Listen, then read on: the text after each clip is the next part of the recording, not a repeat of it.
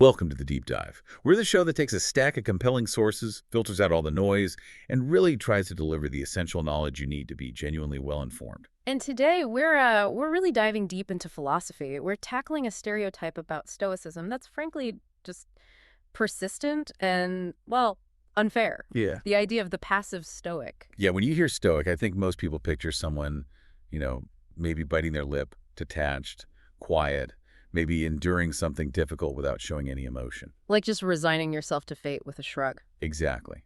But the sources we're looking at today argue something completely different. They paint a picture of Stoicism, Mm-hmm. especially the Roman Stoics like Seneca, Epictetus, Marcus Aurelius, as anything but passive.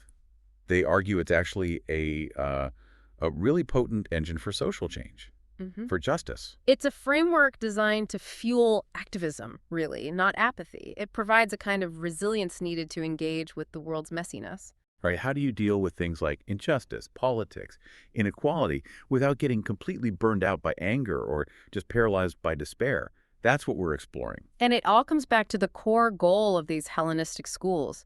They were all after eudaimonia. Which is often translated as what? Flourishing, living well. Yeah, or as Zeno, the founder of Stoicism, put it, I love this definition, a good flow of life. Wow. It wasn't about fleeting pleasure, it was about this deep internal consistency, an unshakable core. And that's the link we're tracing today, right? Yeah. How does building that internal core, that consistency, actually lead you outward? How does it mandate civic duty? Because for a Stoic, a truly flourishing life, that good flow isn't found in quiet retreat. It's found in living virtuously, and that means acting for the common good.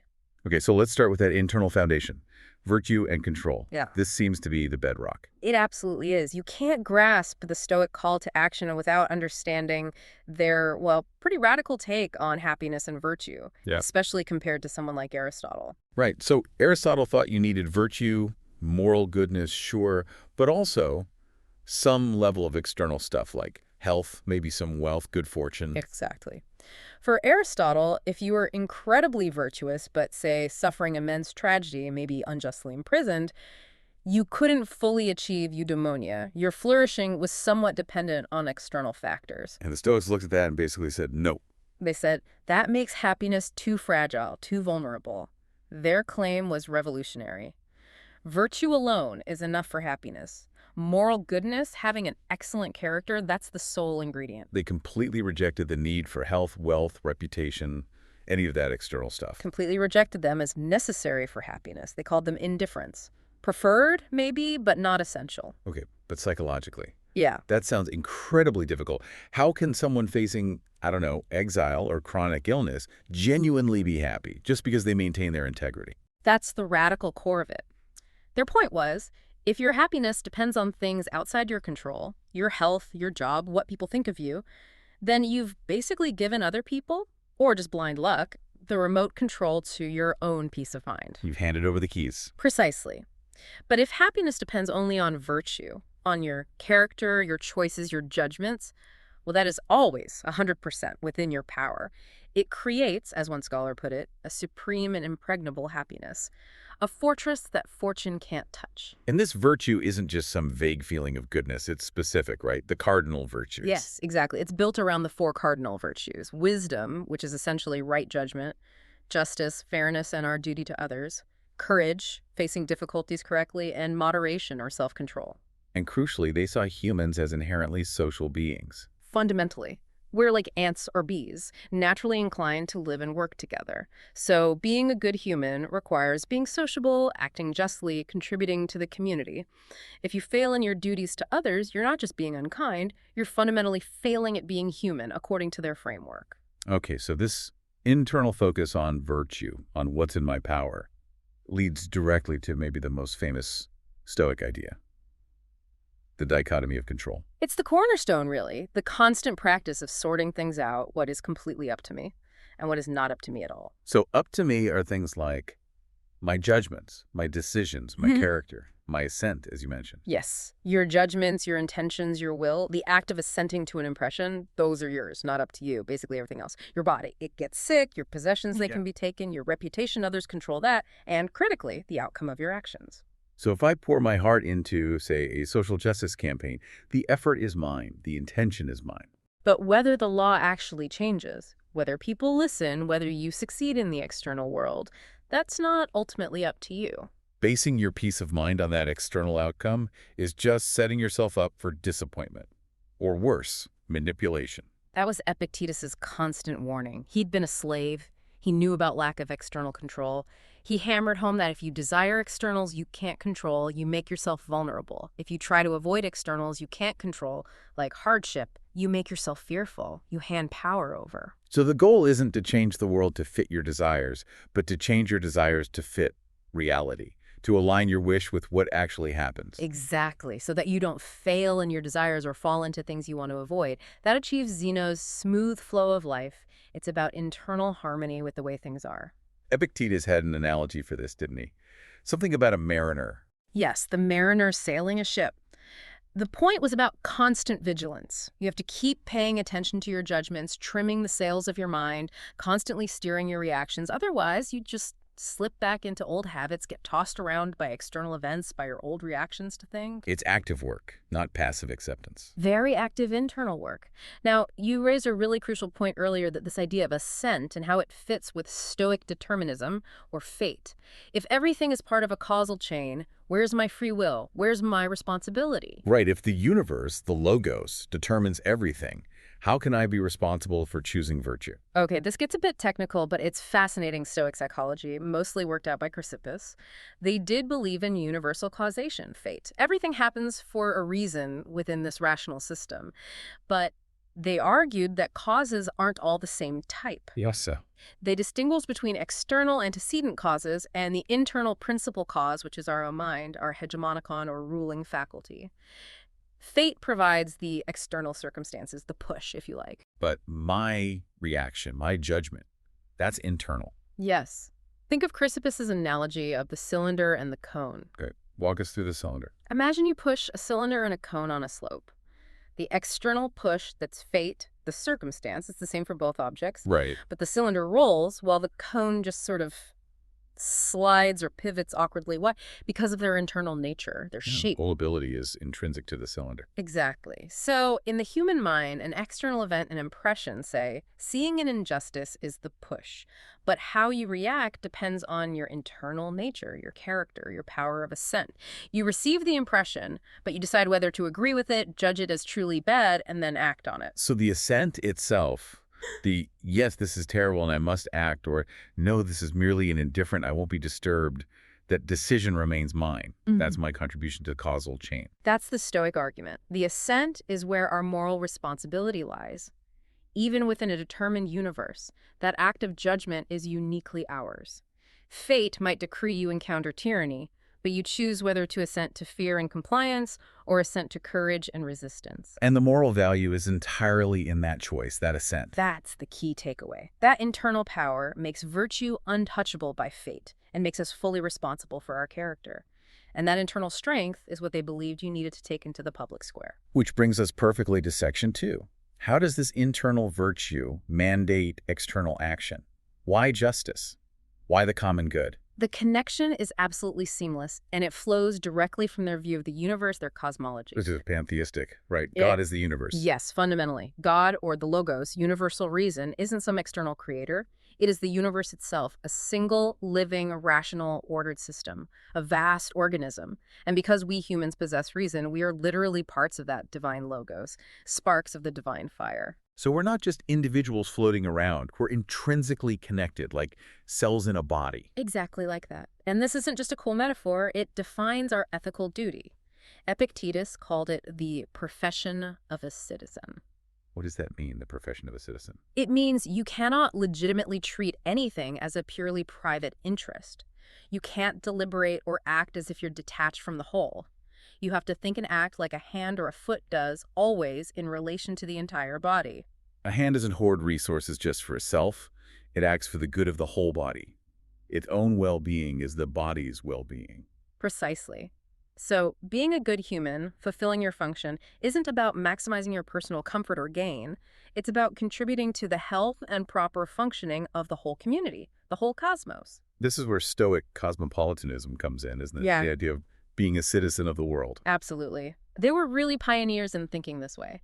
They argued we belong to two communities simultaneously, our local city or state where we happen to be born, like Rome or Athens, and the much larger community, the cosmopolis, the city of all rational beings, humans, and gods, encompassing the entire universe. Our primary allegiance is to that greater city. How did that play out in a hierarchical, often brutal society like Rome with things like slavery? That sounds like a direct challenge. It was a profound challenge. Seneca, for instance, wrote these remarkable letters discussing his own slaves, arguing they were fellow slaves under fortune, sharing the same rational nature.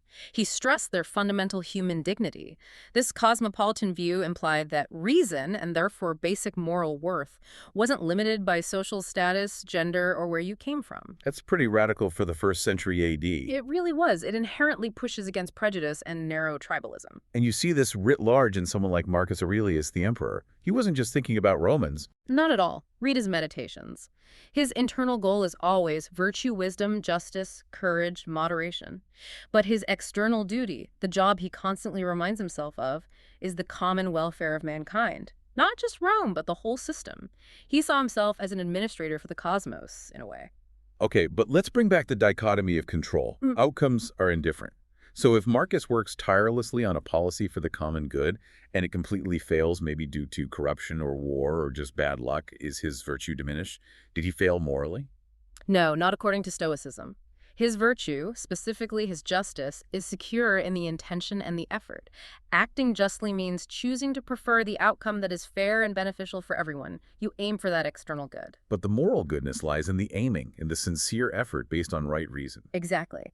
As long as the effort is sincere, well-judged, and aimed at the common good, the virtue is achieved. Whether the world cooperates is, well, indifferent to your eudaimonia, to your flourishing. That must be incredibly freeing, psychologically, especially for anyone involved in long-term struggles for change, where setbacks are constant. It's the ultimate resilience, Brister. You can't control the outcome. You can't control if society is ready. You can't control your opponents.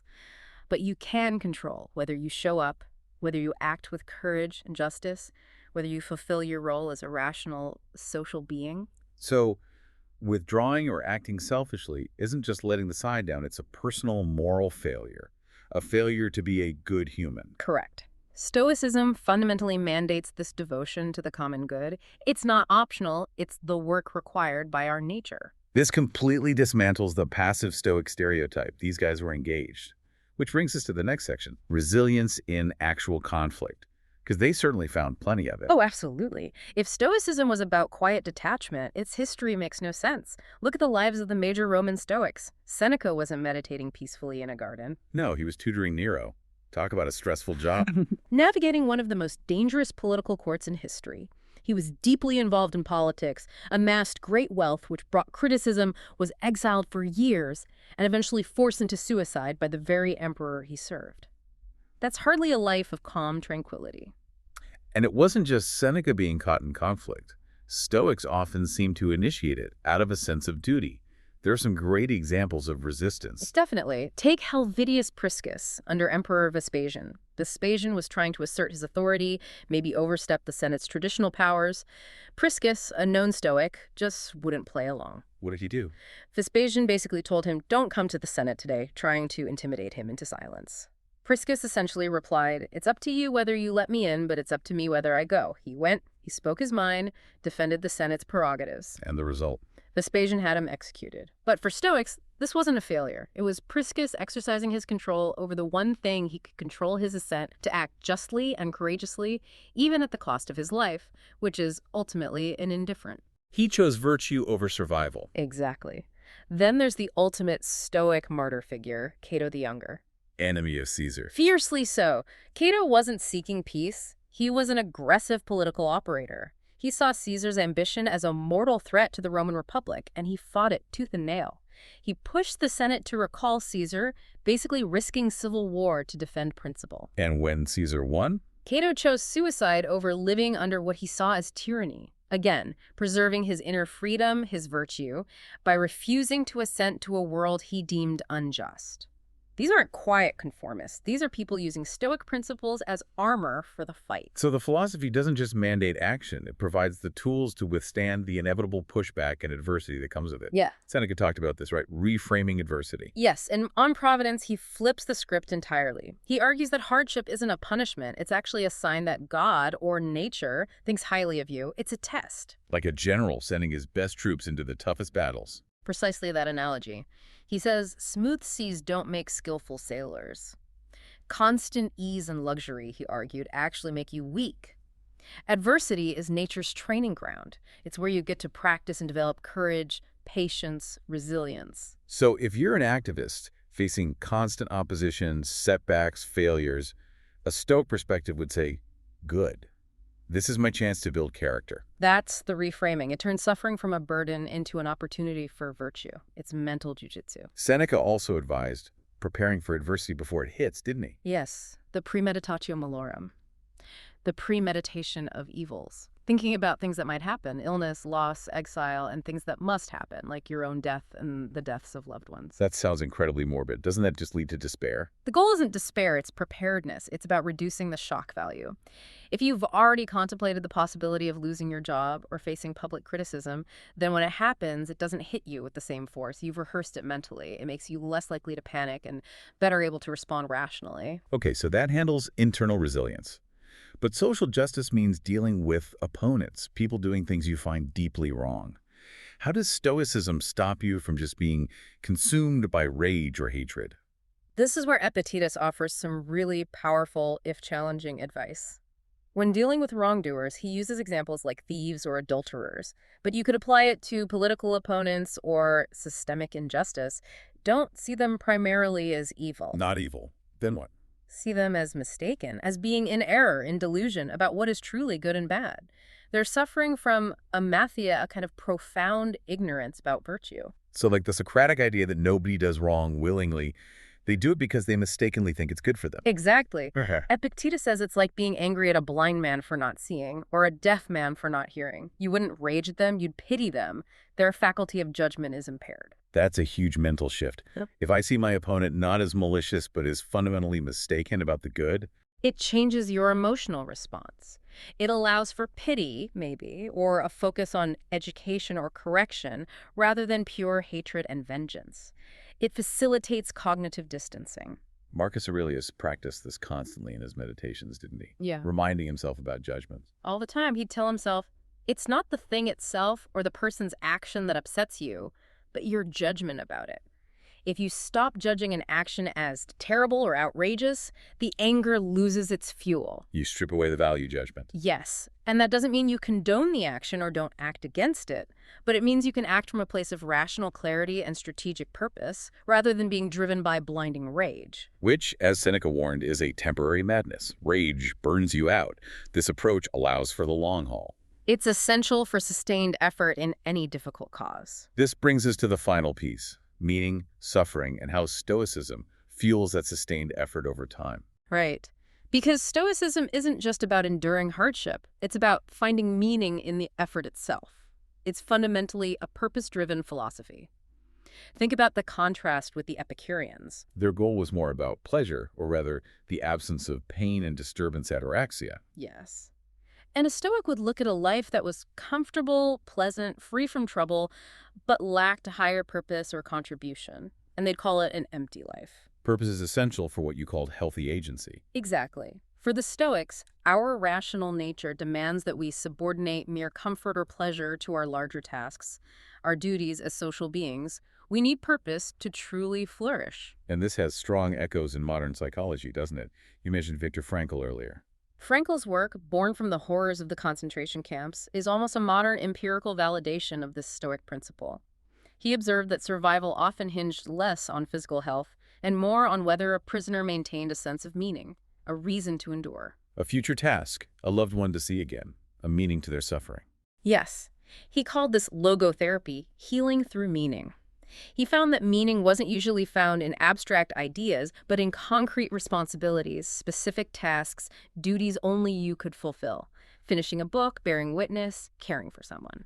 That sense of specific personal duty creates incredible resilience. It's the ultimate psychological anchor.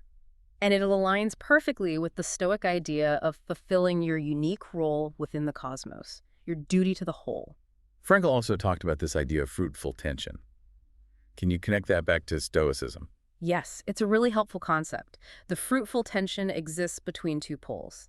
The reality of what is, which might be painful, unjust, difficult, and the ideal of what ought to be, the virtue, the justice, the better world we're striving for. So you don't just collapse into accepting the bad situation as inevitable. No, if you just identify with the status quo, if you say, this is just how things are, nothing can be done, you lose that tension, you lose the perspective, the drive for meaning, and you risk despair. But the Stoic approach, using the dichotomy of control, Allows you to hold both.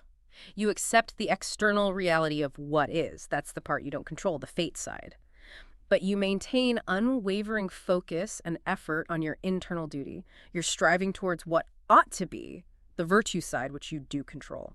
You keep that vital distance between your character and the external circumstances. So the resilience that comes from focusing on internal virtue is precisely what allows the Stoic activists to keep going, even when they fail externally. Exactly. You might lose the political battle, the social movement might face huge setbacks, the injustice might persist for generations.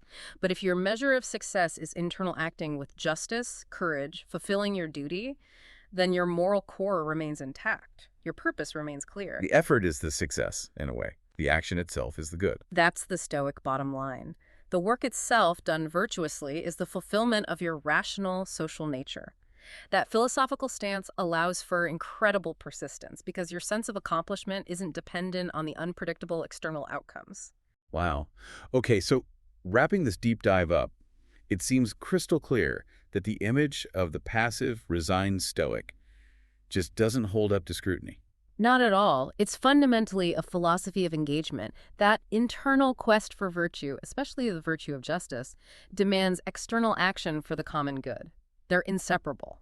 And that famous Stoic peace of mind or tranquility, it's not about avoiding difficulty. No, it's the deep internal calm that comes from knowing you've done your part, fulfilled your duty as a rational human being, acted with integrity regardless of whether you won or lost in the eyes of the world.